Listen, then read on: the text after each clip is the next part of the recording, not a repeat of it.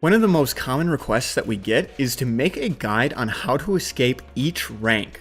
You asked, and we listened. I'm Panther, a challenger player on the NA server, and today you'll be learning all there is to know about the single biggest thing you need to focus on to get out of each rank. I guarantee that if you apply these powerful tips, you'll see your rank go up in no time. If you haven't checked out our website yet, head over to GameLeap.com. There we have hundreds of guides done by challenger players, split up into different courses. This makes it easy to target the type of videos that you specifically want to see. For example, if you want to focus on learning jungle, we have a Jungle Essentials course on the website. Now, with all that being said, let's get into one top lane tip for each rank. Now, I want to start off in Iron because that's where the most improvement can happen. Something to keep in mind is that a lot of Iron players are very new to the game and they don't fully understand the game yet. They aren't really aware of a lot of the hidden mechanics in the game, and they don't really have quite a hang of the economy of the game either. As a result, you will often see low CS numbers paired with low champion levels. My top lane tip for Iron is you want to spend as much time in your laning phase focusing on last hitting creeps. Make sure that you're staying safe while you're doing this and you're not overextending to try and get a creep that you might die for. Remember, you don't have to have outstanding CS numbers in this elo. You just need to be getting used to CSing properly and getting some sort of gold income to supplement your play. Another thing that I see a lot in this elo is people will not build the right items, or they'll sit on a lot of gold, or they won't build items at all sometimes. That's right, I have actually seen players that do not buy anything from the shop the entire game. Make sure that you know what it is that you should be buying before the game starts.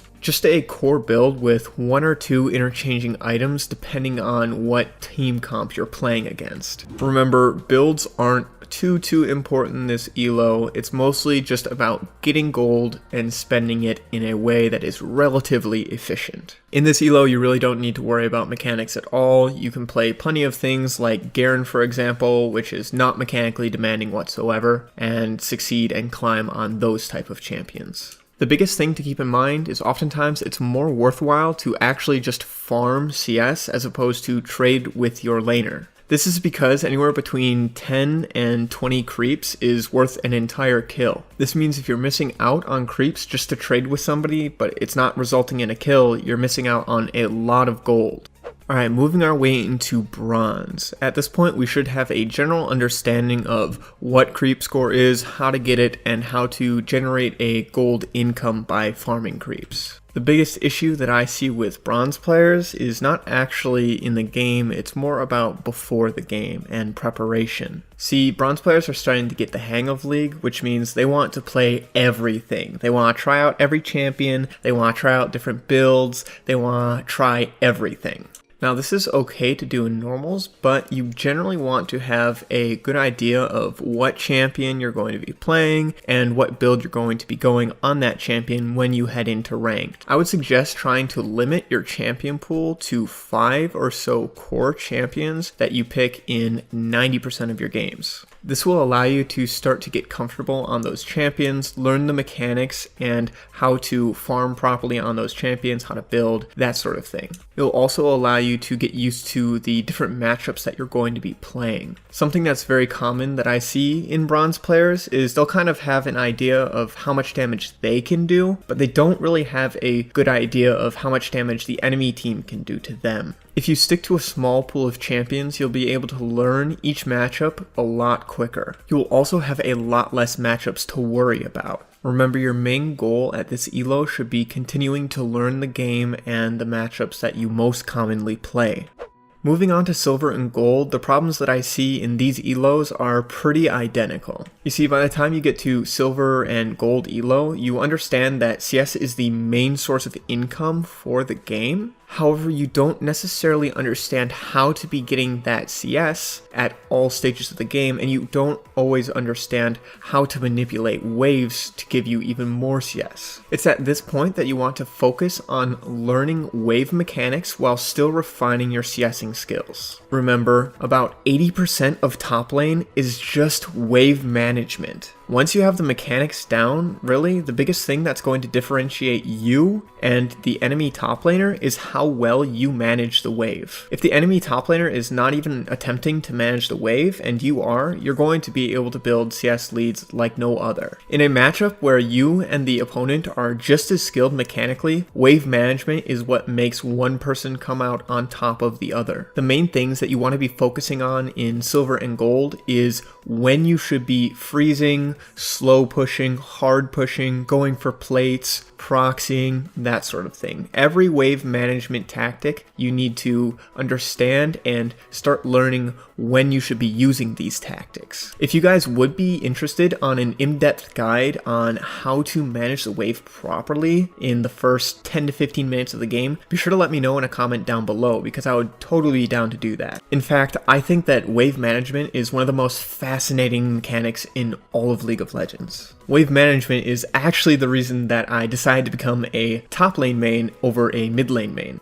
Now, moving on to Platinum Elo, it becomes a little bit more complicated. You see, by the time you get to Platinum Elo, you've really got a handle on League. You probably have a few champions that you're very comfortable on, and it feels very natural to be playing those champions. CSing is second nature to you, and you don't really need to focus on it anymore. You're starting to work on your map awareness and looking at the map and warding more often, and you might even look to try and impact the map to extend your lead to other lanes. This is where the biggest mistake that I see in Platinum comes into play. Now, roaming is fine. There's no issue with roaming. It's a good way to get your team a lead if they're struggling without you. But if you are going to roam, you need to make sure of a few things before you roam. First of all, you need to make sure that your roam is going to be effective, or at least has a chance of being effective. And second, you need to make sure that you have a roam timer. If the enemy mid laner is fed and they're just going to 1v2 you and your mid laner when you try and roam to them, then there's no point in roaming because it's not going to help your team. However, if this is not the case and your mid laner can be helped by your roam, then look to set up a roam timer. Now, there are two ways to set up a roam timer. The first way is very simple. All you have to do is hard push the wave into the tower. Make sure it crashes all the way into the tower so the enemy top laner doesn't start a freeze. Once it's crashed into the tower, you'll have about 20 to 30 seconds to roam into the enemy jungle or to the mid lane and try and make a play. It's really as simple as that. Just make sure that you're not roaming when the wave is shoving into your tower so that you don't miss minions. The other way that you can create a roam timer is if you have a freeze towards the middle of the lane and the enemy laner is not in lane. For example, if you force the enemy laner back with, say, a jungle gank and you have a freeze, you are able to walk away from the minions and try and roam for about 20 to 30 seconds while the enemy laner has to recall and walk back to the lane. This is a lot riskier than just hard shoving to the tower though, because if you take too long on your roam, if you get caught up for too long, then you're going to miss a lot of minions because the freeze will break and it will crash into your tower. Now, for those of you players in Platinum that don't roam at all, this is also an issue. Remember, you take TP so that you can impact the map. So TP gangs bot lane is part of roaming as a top laner, or roaming mid lane whenever you have time, or even into the enemy jungle just to secure vision. This is something you need to start getting used to help your team.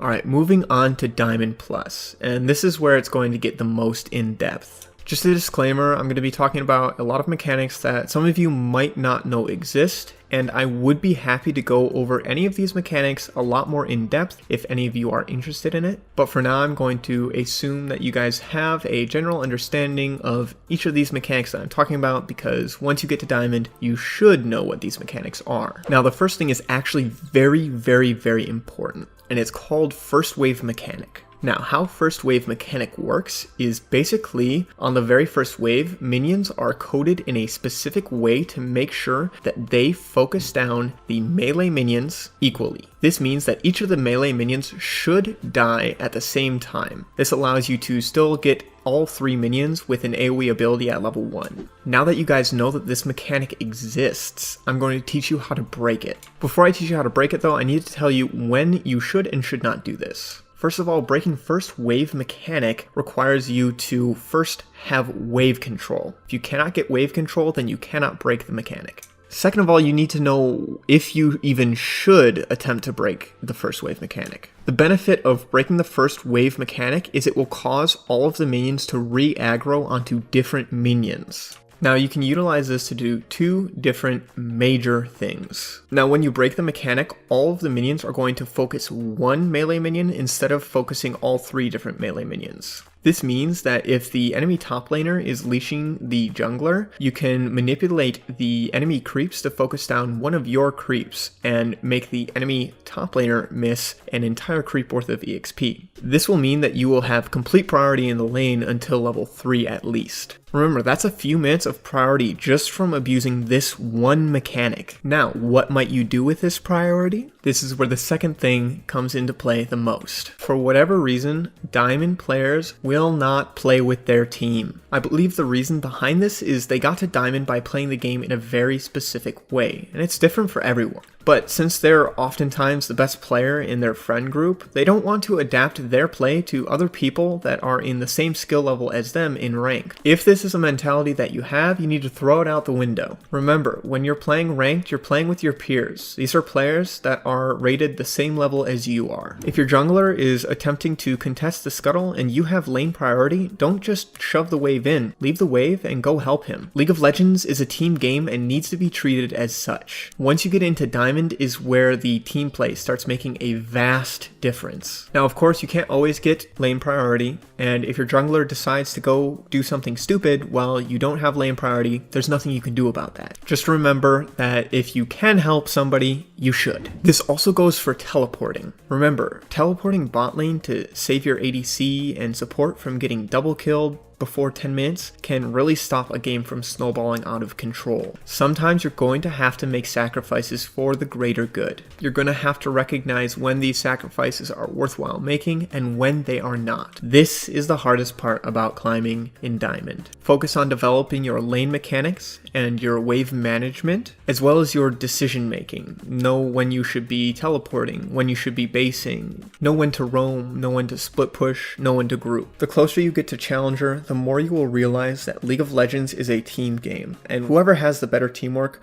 will oftentimes come out on top once you get into the highest echelon of play. That does it for today's video on one tip to escape any given elo as a top laner. If you guys want me to go more in depth on any of the mechanics that I mentioned in this video, make sure to let me know in a comment down below. If you enjoyed the video, make sure to like and subscribe. We post new content done by Challenger players every day. For those of you who haven't seen our website yet, go over to GameLeap.com and check it out. We have hundreds of guides done by Challenger players sorted into a quick and easy to use course system. We have courses for both the 5 fundamental roles and champion specific courses. So if you've taken an interest into a certain role or a certain champion, make sure to go check one of those courses out. I want to thank you all so much for watching and all the support we've been getting recently, and as always, I will see you in the next one.